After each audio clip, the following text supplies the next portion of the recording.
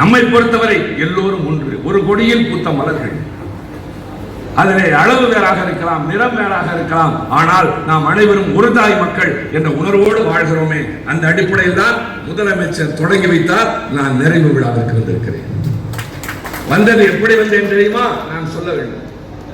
நேற்று இரவு ராஜபாளையம் பொதுக்கூட்டம், காலையிலே பேரையூரில் ஒரு நிகழ்ச்சி, மதியம் அருப்புக்கோட்டையிலே இளைஞரணி பாசறை கூட்டம், ஏராளமான 1000 இளைஞர்கள் கூடியிருந்த அதில் பேசிவிட்டு மதிய நேரத்து உணவை உண்ணுவதற்கு நேரம் இல்லாமல் பொட்டலம் கட்டி கொண்டு காரை வழியிலே கூட நிறுத்தாமல் ஓடுகின்ற காரிலேயே சாப்பிட்டு விட்டு நேராக உங்கள் முன்னால் நான் வந்தேன். உரிய நேரத்திற்கு வர வேண்டும் என்று இரண்டாம் பேராசிரியர் கேட்டார் முகமது அலி அவர்கள். எவ்வளவு நேரம் நீங்கள் இருக்கலாம்? இல்லை, இன்றைய பொழுது உங்களுக்காக. எனக்கு அடுத்த ஒரு நிகழ்ச்சி இருக்கிறது, அது நான் செல்லுகிற நேரத்திலே தான் அந்த நிகழ்ச்சி. ஆனால் இது நிறைவு விழா என்கிற போது தொலைவில் இருந்து வந்தவர்கள் எல்லாம் ஊர் திரும்ப வேண்டும். காத்திருந்த 3 நாட்கள் பேராசிரியர் இங்கேயே உட்கார்ந்து இருந்தார்கள். அதுதான் அவருடைய தனித்தன்மை. அவர் கலைஞரை போல நகரவே மாட்டார்கள். ஒன்றை தொடங்கி வைத்துவிட்டு செல்வது, வந்தவுடன் போவது என்ற அந்த பழக்கம் அவருக்கும் கிடையாது, இவருக்கும் கிடையாது. பணியின் காரணமாக செல்லலாம். நான் ஏன் இந்த நிகழ்ச்சியை நிறைவு விழாவில் வைத்துக் கொள்ளுங்கள் என்று சொன்னேன் தெரியுமா? நேற்றைக்கு வருகிறீர்களா என்று கேட்டார்கள். மறுநாள் என்று சொன்னேன். அப்படி என்றால் நீங்கள் தான் நிறைவு விழா என்றார்கள். மகிழ்ச்சி என்றேன். காரணம், என் நிகழ்ச்சிகளையும் நான் வடிவமைத்துக் கொள்வேன். உங்களுடன் இது நிறைவு பெறுகிற வரை நானும் இருக்கலாம் என்ற எண்ணத்தோடு இருக்கிறேன். ஆக நீங்கள் தமிழுக்கு ஆற்றிய தொண்டு இப்பொழுதும் ஆற்றிக் கொண்டிருக்கிறது. இல்லாவிட்டால் 30 நூல்கள் இந்த மாநாட்டிலே நீங்கள் அரங்கேற்றி இருக்கிறீர்கள். இன்னும் பல நூல்கள் வெளிவர வேண்டும். நான் விரும்புவதும் வேண்டுவதும் தமிழ் இருக்கை ஒன்று இஸ்லாமிய தமிழ் இலக்கியத்திற்கு பல்கலைக்கழகத்தில் சென்னையில் முதலமைச்சரால் தோற்றுவிக்கப்படலாம். ஆனால் பாமரர்களும் சாதாரணமான இளைஞர்களிடம் இந்த MIT போன்ற நிறுவனங்கள் மட்டுமில்லை, மற்ற இடங்களிலும் எப்படி இஸ்லாமியர்கள் தமிழுக்கு தொண்டாற்றி இருக்கிறார்கள் என்பதை நிலைநிறுத்துகின்ற அளவில் பல்வேறு நிகழ்வுகள் நீங்கள் தொடர்ந்து நடத்தியாக வேண்டும். சுவையான பல இலக்கியங்களை நான் படிக்க நேர்ந்தது. எந்த நேரத்தில் தெரியுமா? பயண நேரங்கள். நேரம் கிடையாது. இரவு படுக்க செல்வது 1 மணி.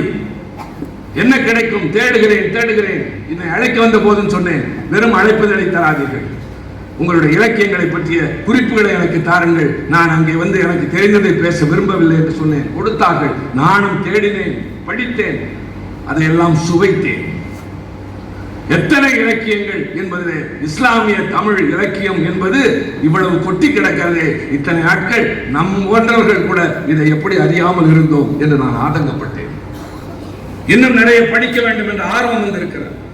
ஆக இரவு நேரத்தில் படுப்பதற்கு முன் பயண நேரத்தில் படித்துவிட்டு உங்கள் முன்னால் வந்துதான் இந்த 5 வகை புதிய இலக்கிய முறைகளை, இந்த கிஸ்ஸா, நாமா, அதே போல படைப்போர், மசலா, முனாஜாத் என்று நான் சொன்னேனே, இதையெல்லாம் நான் படித்த போதுதான் நீங்களும் ஒன்றை புதிதாக கண்டுபிடித்து தருகிறீர்கள். அது எந்த வகையிலே, எந்தெந்த அடிப்படையில், ஆனால் எல்லாம் மார்க்க நெறிமுறைகளை சரியாக கொண்டு போய் சேர்ப்பதற்கு, அண்ணலை பற்றி, இறைவனை பற்றி பேசி அவனுடைய அருளை பெறுவதற்கு, நல்லது மட்டுமே செய்ய வேண்டும் என்பதை சொல்லுவதற்கு மொழியை, இலக்கியத்தை நீங்கள் பயன்படுத்தி இருக்கிறீர்கள். அப்படிப்பட்ட இந்த அருமையான மாநாடு, அடுத்த மாநாடு எங்கே நடந்தாலும் நான் வருகிற போதே தத்தோ சாகுல் சொன்னார், இப்பொழுதே பதிவு செய்கிறேன், நீங்கள் வர வேண்டும் என்று. நான் இப்போதே சொல்லுகிறேன், எங்கே நடந்தாலும் நான் வருவேன். அடுத்த இஸ்லாமிய தமிழ் இலக்கிய மாநாடு எங்கே நடந்தாலும் நானும் வருவேன், ஜோ அருண் அவர்களும் வருவார். அவர் சார்பாகவும் நான் உறுதி பெறுகிறேன்.